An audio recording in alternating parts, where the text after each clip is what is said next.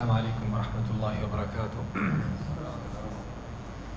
الحمد للہ رب العالمین والصلاة والسلام علی رسولہ الکریم وعلی آلہ وصحبہ ومن سار علی نہجہ الی یوم الدین وسلم تسلیما کثیرا، اما بعد۔ قال اللہ تعالی والفجر ولیال عشر، قسم ہے فجر کی اور 10 راتوں کی۔ یہ 10 راتیں کون سی ہیں؟ یہ 10 دن اور 10 راتیں وہ ہیں کہ جو ابھی چند دن تک شروع ہونے والے ہیں، کہ جو ذو الحجہ کے پہلے 10 دن ہیں۔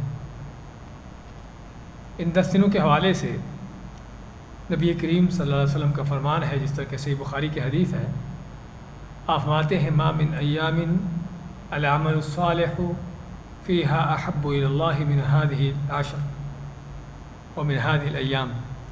فرماتے ہیں کہ ان دنوں سے زیادہ اللہ تعالیٰ کے ہاں کو پسندیدہ عمل نہیں ہے، یعنی ان دنوں کے اندر جو عمل کیا جاتا ہے اللہ کے ہاں سب سے وہ افضل ترین عمل ہے۔ صحابہ پوچھتے ہیں ولا الجہاد فی سبیل اللہ، حتیٰ کہ اللہ کی راہ میں جہاد بھی افضل نہیں ہے؟ یعنی ان دنوں کا عمل اتنا افضل ہے، اتنا عظیم ہے کہ جہاد سے بھی افضل ہے۔ آپ آتے ہیں کہ حتیٰ کہ ان دنوں کا عمل جو ہے جہاد بھی اس سے افضل نہیں ہے۔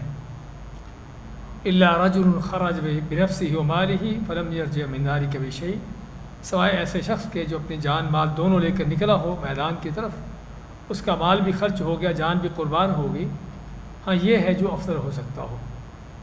حالانکہ جہاد، اس کے بارے میں ایک آدمی آپ سے پوچھتا ہے کہ اگر میں گھر میں رہوں، یعنی جہاد پر نہ نکلوں، اور دوسرا آدمی جہاد پر نکلے اور وہ بھی جہاد جب فرض عائن نہ ہو، تو کیا میں پیچھے رہ کر کوئی ایسا عمل کر سکتا ہوں کہ جو جہاد میں جانے والے کے برابر ہو؟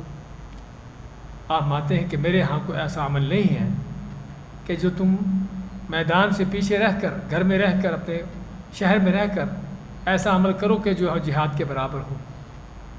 الا یہ کہ جو جہاد پر نکلا ہے جب تک واپس نہیں آتا، اس کو سال لگے، زیادہ لگے، کم لگے، جب تک واپس نہیں آتا تم مسلسل نماز کی حالت میں رہو اور مسلسل تم روزے کی حالت میں رہو، نہ تمہارا روزہ افطار ہو اور نہ تمہاری نماز ختم ہو۔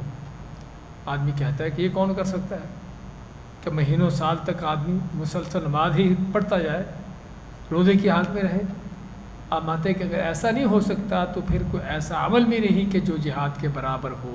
افضل ہونا تو بات کی بات ہے، برابر بھی ہونا، لیکن بھائیو یہ صرف محض اللہ کا فضل ہے کہ اللہ تعالی ہمیں اپنے گھروں میں رہتے ہوئے امن و امان کے ساتھ اپنے کاروبار، اپنے معاملات کو چلاتے ہوئے یہ 10 دن دے رہا ہے کہ جن 10 دنوں میں ہم اپنے گھروں میں رہ کر، اپنے شہروں میں رہ کر، اپنے کام کاج کرتے ہوئے، اپنی ہر چیز میں مصروفیات میں رہتے ہوئے بھی نیک اعمال کر کے جہاد سے زیادہ افضل، اس سے زیادہ اجر پا سکتے ہیں۔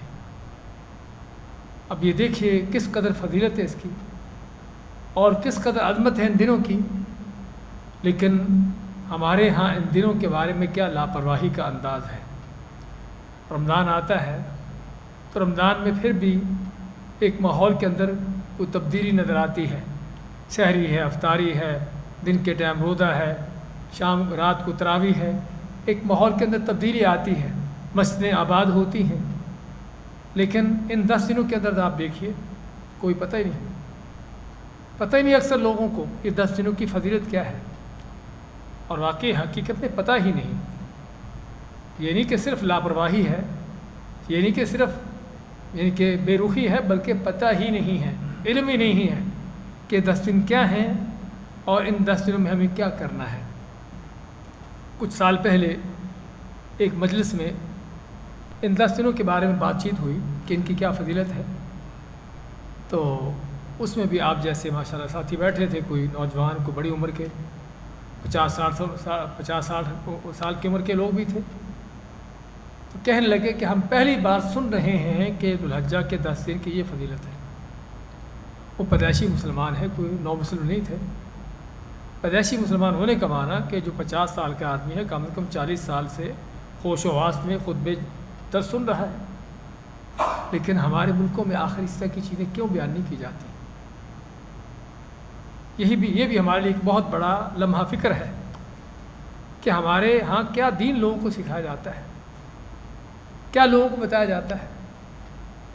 یہ آیت جو ہم نے پڑھی ہے قرآن کریم کی آیت ہے، آج نازل نہیں ہوئی، رسول اکرم صلی اللہ علیہ وسلم پر نازل ہوئی تھی، اور اس وقت سے لے کر اس کی یہ فضیلت بیان ہوتی چلی آ رہی ہے۔ یہ نہیں کوئی نئی چیزیں ہیں۔ احادیث جو آپ کو پڑھ کر سنائی ہیں، صحیح بخاری وغیرہ کی احادیث ہیں کہ جو نبی صلی اللہ علیہ وسلم کا فرمان ہے، 1450 سال سے لے کر اس امت کے اندر یہ حدیثیں سنائی جا رہی ہیں۔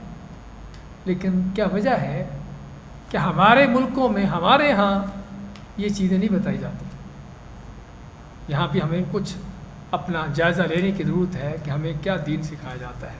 خیر، تو یہ ان دنوں کی فضیلت اور عظمت ہے جن کے بارے میں آپ مانتے ہیں کہ افضل ایام الدنیا، کہ دنیا کے افضل ترین دن ہیں۔ ان میں کرنا کیا ہے؟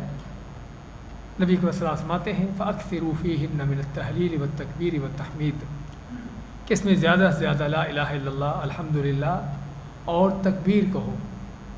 وہ تکبیر جو ذوالحجہ کا چاند نکلنے سے لے کر شروع ہوتی ہے اور 13 ذوالحج تک، 13 دن تک جاری رہتی ہے۔ تکبیر کیا ہے؟ اللہ اکبر، اللہ اکبر، لا الہ الا اللہ، اللہ اکبر، اللہ اکبر وللہ الحمد۔ گھر میں، بازار میں، مسجد میں، چلتے پھرتے، اٹھتے بیٹھتے بلند آواز سے یہ تکبیریں کہتے رہنا، بلند آواز سے یہ تکبیریں کہنا۔ ایک تو ان دنوں کا افضل ترین عمل یہ ہے، اور جو خاص ان دنوں کا عمل ہے، تکبیر ویسے تو کہہ سکتے ہیں عام دنوں میں بھی، لیکن خصوصاً ان دنوں کے اندر یہ تکبیریں کہنے کا حکم ہے۔ اسی طرح ان دنوں کا دوسرا بڑا عمل جو ہے، آپ صلی اللہ علیہ وسلم کی زوجہ مطہرہ فرماتی ہیں کہ نبی کریم صلی اللہ علیہ وسلم ان 10 دن میں سے 9 دن کے روزے رکھتے، 10 دن کے نہیں، 9 دن کے روزے رکھتے۔ 10ویں دن کے کیوں نہیں رکھتے؟ ہاں، حج والا دن، قربانی کے دن کیا ہے؟ قربانی دن کے روزے رکھتے۔ ہاں، عید کا دن بھی، عید کا دن کا روزہ رکھنا منع ہے، سمجھے نا؟ عید کے دن کا روزہ رکھنا منع ہے، اس لیے باقی 9 دن کے رکھیں گے، یکم ذوالحج سے لے کر 9 ذوالحج تک۔ تو ان 9 دنوں کے روزے، اور کوئی شک نہیں کہ آپ صلی اللہ علیہ وسلم کا فرمان ہے کہ ان دنوں کا عمل سب سے افضل عمل ہے۔ تو یہ بھی معلوم ہونا چاہیے کہ ان دنوں کے روزے بھی افضل ترین روزے ہیں، سوائے رمضان کے روزے، کیونکہ وہ فرض ہے، اللہ کے ہاں فرض زیادہ اہم ہے۔ اور خصوصاً عرفات کے دن کا روزہ، کہ جس کے بارے میں ہم آپ آتے ہیں کہ صوم یوم عرفہ احتسب علی اللہ ان یکفر السنۃ الماضیہ والباقیہ، کہ عرفات کے دن کے روزے کے بارے میں مجھے اللہ سے امید ہے کہ اللہ اس ایک دن کے روزے سے 2 سال کے گناہوں کو معاف کر دے، گزرا ہوا سال اور آنے والا سال۔ اسی سے ہم کو اندازہ ہو جاتا ہے کہ ان دنوں کا عمل کتنا افضل عمل ہے۔ اس لیے ضرورت ہے انسان کو ان دنوں میں خاص طور پر نیکیوں پر توجہ دینے کی، تکبیرات کہنے کی، روزے رکھنے کی، صدقہ خیرات دینے کی، یعنی وہ صدقہ جو آپ ان 10 دنوں میں دو گے وہ رمضان سے بھی زیادہ افضل ہے۔ وہ نماز جو آپ ان 10 دنوں کے اندر پڑھو گے، فرض نماز بھی اور نفل بھی، کہ جو سال بھر میں اور رمضان کی نمازوں سے بھی زیادہ افضل ہے۔ بلکہ یہ دن جو ہیں 10 دن، یہ 10 دن رمضان کے دنوں سے زیادہ افضل ہیں۔ ہر راتوں کے لحاظ سے کوئی شک نہیں کہ رمضان کے آخری 10 راتیں افضل ترین راتیں ہیں، کیونکہ ان میں لیلۃ القدر ہے کہ جو 1000 مہینے سے بہتر ہے۔ لیکن دنوں کے لحاظ سے ابن تیمیہ رحمۃ اللہ علیہ فرماتے ہیں کہ ان 10 دنوں کی فضیلت پورے سال بھر کے دنوں سے افضل ہے۔ تو علی کل حال ان میں ہمیں زیادہ سے زیادہ عبادت کرنا چاہیے، جو بھی نیکی کر سکیں۔ اور ان دنوں کی ایک خاص نیکی کیا ہے؟ قربانی ہے ان دنوں کی، اور ان دنوں سے مراد یعنی عید کے دن کی 10 تاریخ کی، اور اس کے بعد بھی 3 دن 13 تاریخ کا۔ تو قربانی کا عمل، قربانی کیا چیز ہے؟ نبی صلی اللہ علیہ وسلم سے پوچھا گیا کہ قربانی کیا ہے؟ آپ ماتے کو سنت و ابیکم ابراہیم، کہ تمہارے ابراہیم علیہ السلام، تمہارے باپ ابراہیم کی سنت ہے، ان کا طریقہ ہے۔ اچھا، ان کی سنت کیا بکری ذبح کرنا ہے؟ ان کی سنت کچھ اور ہے۔ اللہ نے سورۃ صافات میں اس کا ذکر کیا ہے کہ ابراہیم علیہ السلام کو اللہ خواب دکھاتا ہے کہ اپنے بیٹے کو ذبح کر رہے ہیں، وہ بیٹا جو بڑھاپے میں دعائیں کر کر کے ملا تھا، اور شاید اس وقت دوسرا بیٹا تھا بھی نہیں، کیونکہ اسحاق علیہ السلام دوسرے بیٹے ان کے بعد میں پیدا ہوئے۔ تو یہ اسماعیل ان کا بیٹا جو دعائیں کر کر کے ملا تھا، ابھی بچہ ہے، بھاگ دوڑ کر رہا ہے، اس عمر کو پہنچا ہے، تو اللہ خواب دکھاتے ہیں کہ تم بیٹے کو ذبح کرو۔ اور نبیوں کے خواب وہی ہوتے ہیں، ہماری طرح کو اور پٹا خواب نہیں ہوتے، نبیوں کے خواب بھی وہی ہوتے ہیں۔ تو ابراہیم علیہ السلام بیٹے کو خواب سناتے ہیں کہ میں نے خواب دیکھا ہے، اور بیٹا بھی اس کی کیا حکمت دانائی ہے کہ اس کا علم ہے، کہتا ہے یا ابتی فعل ما تؤمر ستجدنی ان شاء اللہ من الصابرین، کہ ابا جان اللہ نے جو آپ کو حکم دیا ہے، جس کا آپ کو حکم دیا گیا ہے آپ کر ڈالیے، اور آپ مجھے صبر کرنے والوں میں سے پاؤ گے۔ دیکھیے کیا ہے اللہ تعالیٰ کے سامنے جھکنے کا انداز، اور یہیں سے ہم قربانی سمجھنا چاہتے ہیں کہ قربانی ہے کیا، صرف بکروں کے گلے کاٹنے کا نام نہیں ہے۔ قربانی کیا ہے؟ ابراہیم علیہ السلام کو دیکھیے کہ قربانی کیا ہے، کہ بڑھاپے میں ملا ہوا ایک ہی بیٹا، کہ جو بڑھاپے کا سہارا ہے، سمجھے نا، اس کو بھی ذبح کر رہے ہیں اللہ کے حکم سے۔ اور بیٹے کا بھی کیا جذبہ ہے، نوعمر بیٹا ابھی اس کی عمر یعنی کہ نوجوانی بھی کیا بلکہ ابھی لڑکپن کی عمر ہے، اس عمر میں اس کو پتہ ہے کہ ذبح ہونے کا معنی کیا ہے، کہ گلے پر گردن پر چھری چلے گی، خون نکلے گا، جان جائے گی، درد ہوگی اور زندگی ختم ہو جائے گی۔ لیکن جب انسان اپنے آپ کو اللہ کے لیے جھکائے ہوتا ہے، جب اس کا جینا مرنا اللہ کے لیے ہوتا ہے، تو وہ اس موقع کی تلاش میں ہوتا ہے۔ یہ نہیں کہ اس کو یہ کام مشکل لگتے ہیں، بلکہ اس موقع کی تلاش میں ہوتا ہے کہ اللہ تعالیٰ مجھے کب قربانی کا موقع دے اور میں قربانی پیش کروں، اپنی جان کی قربانی، بکروں کی قربانی نہیں، جان کی قربانی پیش کروں۔ تو کہتا ہے بیٹا کہ ابا جان اللہ نے جو آپ کو حکم دیا گیا کر ڈالیے، مجھے صبر کرنے والوں سے پاؤ گے۔ تو اللہ کو حکم مان کر ابراہیم بھی بیٹے کو لٹا لیتے ہیں، گردن پر چھری چلاتے ہیں، لیکن اللہ تعالیٰ کو ہم پر رحم آیا۔ ہاں، انہوں نے باپ بیٹے نے اپنا کام پورا کر دکھایا۔ اسی اللہ تعالیٰ نے کیا فرمایا کہ ابراہیم جو تمہیں حکم دیا تھا کیا گیا تھا تمہیں کر دکھایا، اس میں کوئی کمی نہیں کی انہوں نے، لیکن اللہ تعالیٰ کو ہم پر رحم آیا کہ بیٹے کو چھری کے نیچے سے نکال کر اللہ نے وہاں پر مینڈا ڈال دیا، تاکہ مینڈا ذبح کرنے کی اس کی قربانی کی سنت قائم ہو جائے اور لوگ قیامت تک اس سنت پر جاری رہیں۔ تو یہ بھائیو قربانی، یہ ہے قربانی کا آغاز جہاں سے ہوتا ہے، اور یہ ہے قربانی کا سبق ہم کو جو ملتا ہے کہ اپنی دنیا کی عزیز ترین چیزیں اللہ کی راہ میں قربان کرنا، اپنے جذبات کو، اپنی خواہشات کو، دنیا کی ہر چیز کو اللہ کے لیے قربان کر دینا، یہ ہے اصل قربانی۔ تو چنانچہ ہمیں سب سے پہلے تو قربانی کا سبق سیکھنا چاہیے کہ قربانی کا مقصد کیا ہے۔ وہ صرف بکروں کے گلے کاٹ کر ذبح کر کے گوشت کھا کر ایک مقصد نہیں ہے۔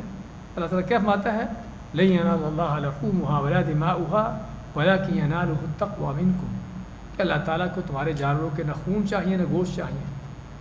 اللہ تعالیٰ کیا دیکھنا چاہتا ہے؟ وہ تقویٰ دیکھنا چاہتا ہے کہ تم کس نیت سے، کس نیکی کے ساتھ، کس جذبے کے ساتھ یہ قربانی کر رہے ہو، یہ قربانی کرتے ہوئے تمہارا اللہ کے ساتھ تعلق کیسا ہے۔ لیکن آج ہم دیکھیں اسی نیت کے حوالے سے ہی کہ نیتیں کیا ہوتی ہیں۔ اب پہلے تو جب یہ فیس بک وغیرہ نہیں ہوتے تھے تو بکرا کو، مینڈا کو، گائے کو، بچڑا خریدا اور لوگوں کو، آس پاس کے لوگوں کو دکھایا بھی ماشاءاللہ چودھری صاحب نے بڑا اچھا بچڑا خریدا ہے، چودھری صاحب ان کی قربانی کر رہے ہیں، کوئی بہت بڑا بکرا لیا ہے۔ اور آج وہ بکرے مینڈے جو ہیں وہ فیس بک پر چڑھے ہوتے ہیں، سمجھے نا، یعنی کیا اس میں اللہ کو راضی کرنے کا مقصد ہے کہ لوگوں کو دکھانے کا مقصد ہے؟ اس لیے سب سے پہلے ہمیں اس قربانی کے اندر اپنی نیتوں کو خالص کرنے کی ضرورت ہے کہ نیت خالص ہو، اللہ کے لیے ہو۔ اور اللہ تعالیٰ ہم سے یہی دیکھنا چاہتا ہے کہ ہم کس نیت سے کر رہے ہیں، کس تقوی نیکی کے ساتھ کر رہے ہیں۔ ورنہ جانور اللہ تعالیٰ کے پیدا شدہ ہیں، اللہ کو کیا ضرورت ہے ان کی؟ ان کے خون کی، ان کے گوشت کی. تو اس لیے سب سے پہلے اپنی نیتوں کو خالص کرنے کی ضرورت ہے، خصوصاً اس قربانی کے موضوع پر. اور دوسرا، قربانی کون کرے، کس کو قربانی کرنے کا حکم ہے. تو قربانی کے حوالے سے علماء کا اختلاف ہے کہ واجب ہے کہ سنت ہے. اکثر علماء یہی کہتے ہیں کہ سنت مؤکدہ ہے. نبی کریم صلی اللہ علیہ وسلم نے مدینہ منورہ جانے کے بعد کبھی ایک سال بھی قربانی نہیں چھوڑی، ہر سال قربانی کرتے تھے. حتیٰ کہ بعض اوقات آپ کے گھر کا یہ حال ہوتا تھا کہ گھر میں کھانے کو کچھ بھی نہ ہوتا لیکن قربانی پھر بھی کرتے. کل ہی میرے پاس سوال آیا، کسی نے کہا کہ میں اگر قربانی کرنے کے بجائے غریبوں کی مدد کر دوں تو کیا یہ زیادہ افضل نہیں ہے. اور یہ آج کل سوچ چل رہی ہے. بڑے بڑے ماشاءاللہ سوچ فکر رکھنے والے لوگ، جن کی لوگوں کے ساتھ، غریبوں کے ساتھ بڑی ہمدردی ہے، ان کے دل میں غریبوں کا بڑا درد ہے، اس درد سے بیچاروں کو نیند بھی نہیں آتی، سمجھے نا. اور جب اس طرح قربانی کا وقت آتا ہے تو پھر ان کی درد بہت زیادہ بڑھ جاتی ہے. تو پھر کیا ہوتا ہے، کوئی قربانی کرنے کے بجائے غریبوں کی مدد کرو. بکرا ذبح کرو گے، آج کل پاکستان وغیرہ، انڈیا وغیرہ میں ہمارے ہاں 35-40 ہزار کا بکرا ملتا ہے، اس سے زیادہ ہی ہوگا. چلو اگر کم بھی لگائیں 40-50 ہزار کا، اس سے ایک غریب آدمی کا کم از کم کچھ 6 مہینے کا، 4-5 مہینے کا تو اس کا خرچہ چل جاتا ہے نا. کیا خیال ہے؟ بکرا ذبح کرو گے تو وہ تو گوشت کھا کے 2-4 دن کے اندر ختم. کیا خیال ہے؟ ہاں جی، میں کہہ رہا ہوں، میں صرف ان کی عقل مندوں کی بات کر رہا ہوں جو اپنے آپ کو بڑے روشن خیال سمجھتے ہیں کہ کسی غریب کی بیٹی بیٹھی ہے جس کی شادی کرنا ہے، اس کا تھوڑا بہت شادی کا خرچہ پورا ہو جائے. اس سے کیا خیال ہے؟ چاہے جائے کہ صرف 2-4 دن گوشت کھا کے بس بات ختم ہو جائے. یہ ہے جب دین کو اپنی عقل سے سمجھا جاتا ہے. تو یہاں پر ہمیں سمجھنے کی ضرورت ہے کہ قربانی عبادت ہے. قربانی عبادت ہے. تو عبادت جب ہے تو ہمیں اسی طرح سے عبادت کرنا ہے جس طرح ہمیں اس کا حکم آیا ہے. چاہے اور چھوڑ کر تمہارے گھر والے بھی کیوں نہ بھوکے ہوں، لیکن تمہارے پاس گھر والوں کو کھلانے کے ساتھ ساتھ قربانی کا پیسہ ہو. اللہ کے نبی صلی اللہ علیہ وسلم کی یہی تو سنت تھی.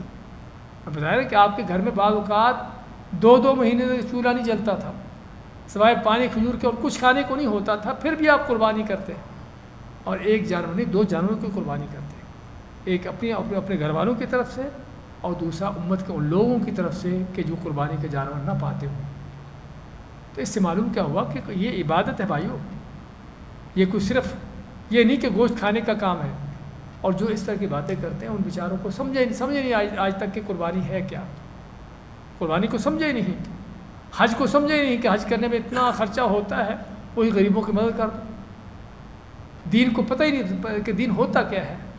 اس لیے ہمیں اللہ کے دین کو سب سے پہلے سمجھنے کی ضرورت ہے کہ دین کا معنی کیا ہے، دین کیا چیز ہے. دین وہ ہے کہ جس کا اللہ نے حکم دیا ہے، اور جس طریقے سے حکم دیا ہے اسی طریقے سے اس کو کرنا ہے.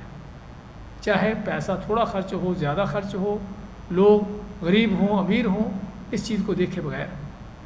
ہاں ٹھیک ہے، قربانی کریے، ان کو گوشت خود کھائیے، غریبوں کو کھلائیے، لیکن یہ کہ قربانی نہ کر کے صرف غریبوں کی مدد کرنا، یہ حقیقت میں دین کو بگاڑنا ہے. اللہ کے دین کے مقابلے میں اپنی رائے، اپنے سوچ فکر کھڑی کرنا ہے. تو اللہ کو لحاظ یہ سراسر غلط چیز ہے جس کو ہمیں سمجھنے کی ضرورت ہے. قربانی اللہ کی عبادت ہے، اس کو کرنا چاہیے. کرنا کس نے ہے؟ جس کے پاس طاقت ہو، مال اتنا ہو کہ جس میں گھر کے اخراجات بھی چل رہے ہیں، ضروریات پوری ہو رہی ہیں، اور اس سے بڑھ کر اتنا مال ہو کہ جس سے آدمی قربانی کر سکتا ہو. اس کے لیے یہ قربانی کرنے کا ہمارے ہاں امام حنیفہ رحمۃ اللہ علیہ فرماتے کہ واجب ہے، لیکن اکثر علماء اس کو سنتے وقتہ کہتے ہیں. اللہ کل حال جو بھی ہو، قربانی کرنے کا اہتمام ہونا چاہیے. قربانی کا جانور کون سا ہو؟ ہمیں معلوم ہے کہ اللہ فرماتا ہے بہیمۃ الانعام. بہیمۃ الانعام کیا ہوتا ہے؟ چوپائے. چوپائے کا لفظ جو ہے ہمارے ہاں گائے، اونٹ، بھیڑ بکری، ان چیزوں پر استعمال ہوتا ہے. ان کو چوپائے کہتے ہیں کہ پالتو یہ چوپائے یہ جانور، ان کی قربانی کی جاتی ہے. اونٹ ہو، گائے ہو، یا بھیڑ بکرا ہو، دمبا ہو، یہ سارے، وہ نر ہو یا مادہ ہو، میل ہو یا فیمیل ہو، اس میں کوئی فرق نہیں. اگرچہ بعض علماء کہتے ہیں کہ میل ہو تو زیادہ بہتر ہے. اور ان کی عمریں کیا ہوں؟ اونٹ کی عمر کتنی ہو؟ ہاں اونٹ کی عمر ہاں دوندا، مجھے پتہ نہیں دوندا کیسے ہوتا ہے پھر 3 سال، تھوڑی اور بڑھا دیں، تھوڑی بڑھا دیں اور 5 سال ہے، اونٹ کی عمر 5 سال ہے، سمجھے نا؟ 5 سال کی عمر جو ہے وہ اونٹ اس کی قربانی ہوتی ہے، اونٹ 5 سال کا اونٹ، اور گائے کی 2 سال، ہاں گائے کی 2 سال ہے، اونٹ کی 5 سال ہے، اور بکرے کی 1 سال، 1 سال سے کم بھی ہے، ہاں 1 سال سے کم بھیڑ کی، بھیڑ، ہاں اس کے بارے میں آتا ہے جزا۔ جزا کے معنی کیا ہوتا ہے کہ جو جانور چھوٹا ہو، ابھی 6 ماہ کا ہو، 6 ماہ یا اس سے زیادہ کا، ہاں اگر اس سے بڑا جانور ملتا ہو آسانی سے تو بہتر یہ ہے کہ سال کا ہو، لیکن اگر بھیڑ کا بچہ 6 مہینے سے زیادہ ہو تو اس کی قربانی بھی ہو جاتی ہے، تو یہ اس عمر کا ہو۔ اسی طرح جانور، قربانی کے جانور کے حوالے سے یہ بھی شرط ہے کہ اس میں کوئی ایسا عیب نہ ہو، کوئی ایسا فالٹ نہ ہو کہ جس سے قربانی نہ ہوتی ہو۔ آپ مانتے کہ 4 طرح کے جانور ہیں جن کی قربانی نہیں ہوتی۔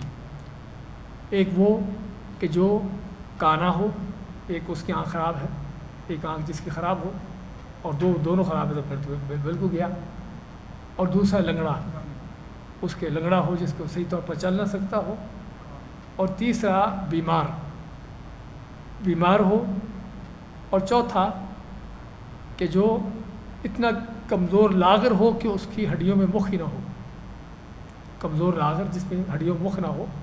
آپ مانتے کہ 4 طرح کے جانور قربانی میں نہیں لگتے۔ اچھا اس کے علاوہ کوئی کان کٹا ہو، سینگ ٹوٹا ہو، اس طرح کی چیزیں ہوں، ہاں تو اس سے بھی بہتر ہے کہ جانور ہر لحاظ سے صحیح سلامت ہو، جس قدر وہ صحت مند ہے، صحیح سلامت ہے، اسی قدر زیادہ بہتر افضل ہے۔ لیکن اگر فرض کرو کان تھوڑا بہت کٹا ہوا ہے ادھر ادھر سے، پورا نہ کٹا ہو تو قربانی ہو جائے گی، سینگ بھی ٹوٹا ہو تو قربانی ہو جاتی ہے، لیکن افضل ہے کہ یہ چیزیں مکمل ہوں۔ لیکن 4 وہ چیزیں جن کو قربانی نہیں ہوتی وہ آپ کو جس طرح بتایا ہے وہ یہ ہے۔ اچھا اس کے علاوہ قربانی کا وقت کیا ہے؟ کب سے لے کر کب تک قربانی ہے؟ قربانی عید کی نماز کے بعد، اور جہاں عید کی نماز نہیں ہوتی، کرونا کے دوران عید کی نماز نہیں ہو رہی تو پھر کیا کریں؟ پھر جو ہے سورج نکلنے کے بعد اتنا ٹائم گزر جائے جس میں عید کی نماز پڑھی جا سکتی ہو، سمجھے نا؟ سورج نکل کے 10-15 منٹ کے بعد تو سورج اوپر اٹھتا ہے نا، اس کے بعد نماز کا ٹائم شروع ہوتا ہے، مزید 10-15 منٹ اور لگا لیں، یعنی آپ دوسرے الفاظ یہ کہیے کہ سورج نکلنے سے آدھا گھنٹہ بعد تک تقریباً، اس کے بعد جو ہے قربانی کا وقت شروع ہو جاتا ہے جہاں پر عید کی نماز نہیں ہوتی، اور جہاں عید کی نماز ہوتی ہے وہاں پر عید کی نماز کے بعد جو ہے جانور ذبح کیا جائے۔ ایک حدیث میں آتا ہے کہ آپ نے دیکھا عید کی نماز سے پہلے ہی جانور ذبح کیا ہوا، آپ نے فرمایا کہ جس نے یہ جانور ذبح کیا ہے اس کی قربانی نہیں، اس نے گوشت کے لیے ذبح کیا ہے، وہ اس کی جگہ پر دوسرا کرے۔ تو اس لیے عید کی نماز کے بعد سے اس کا وقت شروع ہوتا ہے، اور کب تک رہتا ہے؟ کب تک قربانی کر سکتے ہیں؟ ہاں جی 3 دن تک، یعنی عید کا دن اور 2 دن بعد، اور اس کے علاوہ ہاں ایام تشریق، ایام تشریق کب تک ہوتے ہیں؟ 13 ذو الحج تک، 13 ذو الحج کی شام تک ایام تشریق جو ہیں یہ خاص طور پر حاجیوں کے لیے اس کا تعلق ہے اس سے، کیونکہ انہیں کینکر مارنے ہوتے ہیں۔ تو ایام تشریق کیا ہے؟ 11، 12 اور 13 ذو الحج، یہ 3 دن جو ہیں ان کو کہتے ہیں ایام تشریق۔ ان کے بارے میں حدیث میں آتا ہے، آپ مانتے ہیں کہ ایام تشریق جو ہے اللہ کے ذکر کرنے کے، کھانے پینے کے اور ذبح کرنے کے دن ہیں۔ جو حج پہ نہیں وہ، اچھا ہم یہ بیان کرتے ہیں، ایک ہے حج پہ جانے والا جو حج کی قربانی کرتا ہے، حج کی قربانی اور ہے بھی، اس کو حدی کہتے ہیں، وہ عید کی قربانی نہیں ہے، وہ حج کی قربانی ہے، اور وہ اس پر فرض ہوتی ہے جو حج تمتع یا قران کرتا ہے، اس پر فرض ہے، ہر قیمت اس کو کرنا ہے، نہیں کر سکا تو اس کو اس کی جگہ پر 10 دن کے روزے رکھنا ہوں گے۔ عید کی قربانی اور ہے، حج کی قربانی اور ہے، تو لیکن دونوں کا ٹائم ایک ہی ہے، دونوں کا ٹائم ایک ہی ہے، وہ بھی عید کی نماز کے بعد سے شروع ہو کر 13 ذوالحج تک ہوتا ہے، اور عید کی قربانی کا ٹائم بھی یہی ہے۔ تو اس لیے قربانی کا وقت جو ہے ہمارے ہم ایسے مشہور ہے 3 دن، لیکن حقیقت میں عید کے بعد 3 دن آپ کہیے، یا عید کے دن ملا کر کہیے کہ 4 دن، کیونکہ ایام تشریق ہے 11، 12 اور 13 ذوالحج، 13 کی شام تک جو ہے یا ایام تشریق ہے، اس میں جو ہے قربانی کی جاتی ہے۔ تو یہ ہے قربانی کا وقت، دن میں کریں یا رات میں کریں دونوں برابر ہے، دن میں کریں یا رات میں کریں کوئی فرق نہیں ہے اس میں، اور جتنا جلدی کر سکے کوئی شکری بہتر ہے۔ نبی کریم صلی اللہ علیہ وسلم عید کی نماز کے فوراً بعد قربانی کیا کرتے تھے، بلکہ آپ کوشش کرتے ہیں کہ عید کے دن سب سے پہلے اور کوئی چیز کھانے کے بجائے قربانی کا گوشت کھائیں۔ یہ بھی سنت ہے، اگر کوئی آدمی کر سکتا ہو، ورنہ ضروری نہیں کہ شام تک بیٹھا رہے، شام کو گوشت آئے گا تو پھر کھائیں گے، لیکن اگر کر سکے تو اچھی بات ہے، سنت ہے۔ اسی طرح قربانی کے حوالے سے یہ بھی کہ بہتر اور افضل یہ ہے کہ آدمی خود اپنے ہاتھ سے کرے۔ نبی کریم صلی اللہ علیہ وسلم ہمیشہ قربانی کے جانور خود اپنے ہاتھوں سے ذبح کرتے ہیں، بلکہ حجۃ الوداع کے موقع پر آخری سال میں آپ نے 100 اونٹوں کی قربانی دی، 100 اونٹوں کی قربانی صرف آپ نے دی، ان میں سے 63 اونٹ 63 اونٹ آپ نے خود اپنے ہاتھ سے ذبح کیے۔ اس لیے انسان کو چاہیے اس سنت کو اپنانا، اس پر عمل پیرا ہونے کی کوشش کرنا کہ خود اپنے ہاتھ سے جانور کو ذبح کرنے کی کوشش کرے۔ اگر خود ذبح نہیں کر سکا تو کم از کم اپنی نگرانی میں ہو، یعنی کھڑا ہو جائے پاس اور دیکھے، بعض لوگ نہیں کر سکتے، ان کو کرنے کے طریقہ نہیں ہوتا، ویسے طریقہ آسان ہی ہے تو یہ کرنا چاہیے۔ کیا؟ ہاں 63، باقی حضرت علی نے ذبح کیے، باقی حضرت علی نے ذبح کیے، 63 آپ نے ذبح کیے تھے، باقی حضرت علی نے ذبح کیے تھے۔ ہاں حاجی کی ایک ہی قربانی ہے، حاجی ہر حاجی کی الگ سے ایک قربانی ہے، جو حج تمتع قرار کرنے والا ہے وہ حج کی قربانی ہے۔ لیکن حج کی قربانی کرنے کے ساتھ اگر آپ کے پاس گنجائش ہے عید کی قربانی کرنے کی تو وہ بھی آپ کو کرنا چاہیے، یعنی اگر حج کو کر رہا ہے، حج کی تو کرے گا، لیکن اس کے پاس اگر گنجائش ہے عید کی قربانی کرنے کی وہ بھی اس کو کرنا چاہیے۔ وہاں پر کر لے یا اپنے گھر میں کر لے، مشکل نہیں۔ اچھا، تو قربانی اس طرح سے خود کرنا چاہیے، اور قربانی کرنے کے بعد اس کا گوشت جو ہے سنت ہے کہ آدمی خود بھی کھائے، اپنے عزیز و اقارب رشتہ دار دوستوں کو تقسیم کرے اور غریب و فقیروں میں تقسیم کرے۔ بعض علماء کہتے ہیں کہ 3 حصے کر لے تو یہ بہتر ہے، لیکن اگر فرض کرو کہ گھر میں زیادہ ضرورت تھی، زیادہ مہمان آ گئے، سارا بکرا گھر میں کھا رہی، تب بھی مشکل نہیں ہے۔ کوئی گھر میں کھانے والا کوئی نہیں تھا، سارا ہی تقسیم کر دیا غریبوں کو، تب بھی صحیح ہے، سمجھے نا۔ یہ 3 حصے کرنا صرف ایک بہتر انداز سے ہے، ورنہ ضروری نہیں کہ اس کی پابندی کی جائے۔ آدمی سارا بھی تقسیم کر سکتا ہے، ضرورت ہو تو سارا بھی کھا سکتا ہے، اور کہ اگر ممکن ہو 3 حصے کر کے تقسیم کر دے، اس طرح سے۔ اسی طرح قربانی کے حوالے سے ہمارے ہاں یہ بھی اکثر بیشتر سوال آتا ہے کہ ہمارے ملکوں میں قربانی کی جاتی ہے، ہم یہاں پر ہیں، قربانی وہاں پر کروا دی جاتی ہے، تو کیا جہاں پر ہیں ہم خود وہاں قربانی کرنا بہتر ہے یا اپنے ملک جہاں پر دوسرے ملک میں کرنا زیادہ افضل ہے؟ کوئی بہتر تو یہی کہ آدمی جہاں پر رہتے خود کرے، اپنے ہاتھ سے کرے، جیسا ہم ذکر کیا ہے۔ لیکن اگر دیکھیں کہ وہ جہاں پر رہتا چھڑا چھاٹ ہے، فیملی اس کی دوسرے ملک میں ہے، پاکستان انڈیا میں ہے، تو اور وہاں پر جانور ذبح ہوگا تو کھانے والے زیادہ اس سے فائدہ اٹھائیں گے، تو اس لیے بہتر ہوگا کہ وہاں پر کر لیں، مشکل نہیں ہے۔ قربانی کرنے والے کے لیے بھی آپ کا حکم ہے کہ ذوالحجہ کا چاند نکلنے سے لے کر قربانی کرنے تک جو ہے بال ناخن نہ کاٹے۔ قربانی کرنے والا ذوالحجہ کا چاند نکلنے سے لے کر قربانی کرنے تک، یعنی کہ عید تک، قربانی کے جانور ذبح کرنے تک وہ بال ناخن نہ کاٹے۔ لیکن یہ حکم صرف اس کے لیے ہے جو قربانی کر رہا ہے۔ گھر کا سربراہ قربانی کرتا ہے، اس کو حکم ہے کہ وہ بال ناخن نہ کاٹے، لیکن اس کے اندر جو بیوی بچے ہیں ان کو اس بات کی پابندی نہیں ہے۔ قربانی اسی طرح گھر کے اپنے 5 افراد ہیں، 10 افراد ہیں، تو قربانی کتنے لوگ کریں گے؟ دوسری مثال یہ لیجئے کہ گھر میں ماں باپ ہیں بڑی عمر کے، ان کے بیٹے ہیں، شادی شدہ ہیں، سبھی اسی گھر میں رہ رہے ہیں، الگ الگ ان کے فلیٹ ہیں یا کمرے ہیں، اور سبھی کا کھانا پینا ایک ساتھ ہے، تو یہ پورا ایک ہی گھر ہے، جوائنٹ فیملی، یہ پورا ایک ہی گھر سمجھا جائے گا، ان کی طرف سے ایک ہی قربانی کافی ہے، سمجھے نا۔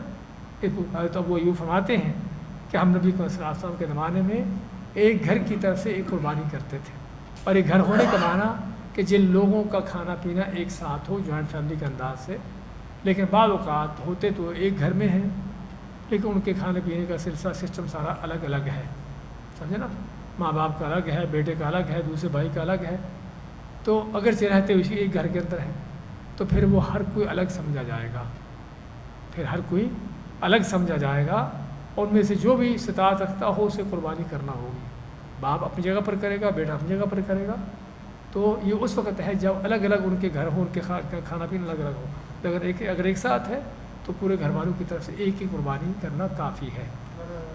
لیکن بعض لوگ کیا کرتے ہیں کہ خاوند اپنی طرف سے، بیوی اپنی طرف سے، ایسی چیزیں کرنا سنت کے خلاف ہے۔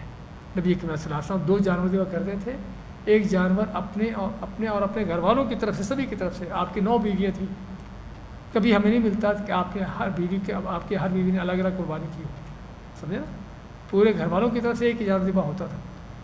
تو اس لیے سنت یہی ہے کہ آدمی پورے گھر والے ایک ہی قربانی کرے، اگر زیادہ اللہ نے آپ کو دیا ہے تو آپ دوسرا جانور کسی اپنے رشتہ دار عزیز کو دے دیں جو غریب ہے، وہ وہ اپنی طرف سے قربانی کر لیں، سمجھے نا، قربانی بھی کر لیں، اس کو گوشت سے فائدہ اٹھا، اطفال بھی شراخے میں رکھیے گا تاکہ ہم تھوڑا سا نپٹا لیں۔ قربانی کرنے کے حوالے سے زیادہ ایک سوال یہ بھی آتا ہے کہ فوت شدگان کی طرف سے قربانی، جو ماں باپ یا کوئی اس طرح کے فوت ہو چکے ہوتے ہیں ان کی طرف سے قربانی، کسی فوت شدہ کی طرف سے قربانی کرنے کی 3 حالتیں ہیں۔ پہلی ہے کہ فوت شدہ جو آدمی ہے اس نے وصیت کی ہو کہ میری طرف سے قربانی کرنا، اور اس قربانی کے لیے کوئی مال چھوڑا ہو، تو پراپرٹی اس کی چھوڑی ہو اس نے پیچھے کہ اس کی جو انکم ہو اس سے میری طرف سے قربانی کر دیا کرنا، تو تب سے اس کی طرف سے قربانی کرنا چاہیے، اس کی وصیت کو پورا کرنا چاہیے۔ دوسری حالت یہ ہے کہ مرنے والے نے وصیت کی ہے قربانی کرنے کی، لیکن قربانی کے لیے کوئی مال نہیں چھوڑا، تو پھر وارثوں کا، اس کے وارث جو ہے پیچھے والے اس کے بیٹے وغیرہ، ان کی مرضی ہے، چاہے تو قربانی کریں چاہے تو نہ کریں، کیونکہ وصیت تو کلی کرنا، اس نے کوئی مال نہیں چھوڑا اس کے لیے۔ تیسری حالت یہ ہے کہ نہ اس نے وصیت بھی نہیں کی اور نہ کوئی مال چھوڑا ہے، پھر جو ہے اس کی طرف سے الگ سے قربانی کرنا کہ اس کا کوئی الگ جانور ہو، یہ باپ کی طرف سے قربانی ہے، ماں کی طرف سے ہے، ایسا کرنا سنت کے خلاف ہے۔ نبی کریم صلی اللہ علیہ وسلم، آپ کی بعض ازواج مطہرات، آپ کی بیٹیاں، بلکہ آپ کی ساری اولاد ہی، اور آپ کے بہت سے عزیز و اقارب شہید ہوئے، فوت ہوئے، ہمیں نہیں معلوم ہوتا کہ آپ نے ان میں سے کسی کے نام کی الگ قربانی کی ہو، تو آپ پھر کہیں گے پھر فوت شدہ جو لوگ ہیں ان کو ثواب کیسے پہنچے؟ ان کو ثواب پہنچانے کے لیے آپ جو گھر کی طرف سے قربانی کر رہے ہیں، نیت یہ ہو کہ اللہ تعالیٰ اس کا اجر جو ہے گھر کے سبھی افراد کو جو زندہ ہیں یا فوت شدہ ہیں سبھی کو دے دے، اللہ سبھی کو دے دے، اللہ کا فضل وسیع ہے، سمجھے نا۔ تو یہ ہے جو سنت طریقہ ہے اس شخص کی طرف سے قربانی کرنے کا جو فوت ہو چکا ہے اور اس نے کوئی وصیت نہ کی ہو، اس کے الگ سے قربانی کرنا نہ آپ صلی اللہ علیہ وسلم کا طریقہ ہے اور نہ صحابہ کرام کا طریقہ ہے۔ تو اس کے لیے یہ ہے کہ آپ جو گھر کی طرف سے جان ذبح کریں گے، آپ کی نیت ہو کہ جو ہمارے فوت شدگان ہیں اللہ تعالیٰ ان کو بھی اس میں شامل کر دے، ان کو بھی اجر دے دے۔ قربانی کے حوالے سے یہ بھی کہ مینڈے کے حوالے سے تو ہم جانتے ہیں کہ اس کو ایک ہی طرف سے، ایک آدمی کی طرف سے قربانی ہوتی ہے، یعنی ایک آدمی یعنی گھر کا سربراہ ہے اس کے نام سے قربانی ہوگی، لیکن اونٹ گائے جو ہے اس میں 7 آدمی شریک ہو سکتے ہیں۔ بعض اوقات کہتے ہیں کہ باپ کے پاس پیسے تھوڑے ہیں، بیٹا بھی مزید پیسے دیتا ہے، چلو دونوں مل کر بکرا خریدے اور قربانی ہو جائے، تو پھر دونوں کے نام کی ہوگی، وہ قربانی ایک آدمی کے نام کی ہوگی۔ اس کا طریقہ یہ ہے کہ بیٹا جو ہے باپ کو پیسے دے دے کہ آپ قربانی کر لیجئے، باپ اپنے پیسے ملا لے، سمجھے نا، تو ہوگی کس کی طرف سے؟ باپ کی طرف سے ہو جائے گی اور بیٹا بھی اس میں شامل ہو جائے گا، لیکن یہ نہیں کہ دونوں کے نام سے نہیں ہوگی، نام ایک نام سے ہوگی۔ جس طرح ہم گائے ذبح کرتے ہوئے 7 آدمی کا نام لیتے ہیں نا کہ فلاں فلاں فلاں کی طرف سے ہے، تو بکرا مینڈا ایک آدمی کی طرف سے ہے، ایک نام سے ہوگا، اس میں ایک سے زیادہ شریک نہیں ہو سکتے۔ تو یہ قربانی کے حوالے سے تقریباً جو مین موٹے احکامات تھے۔ اس کے بعد اگر کوئی آپ کے سوالات ہیں تو چند منٹ بولے تھے۔ جی ہاں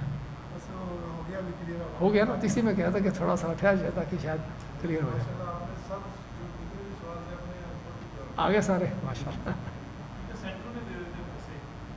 ہاں بعض سینٹروں میں دیتے، دیکھیے کسی کو پیسے دینے ہونا تو کنفرم کیجئے کہ کہاں تک وہ واقع ہی صحیح لوگ ہیں، قربانی کریں گے واقعہ ہی، سمجھے نا، اور صحیح جانور کی قربانی کریں گے، قربانی کر کے اس کا گوشت وغیرہ بھی صحیح تقسیم کریں گے.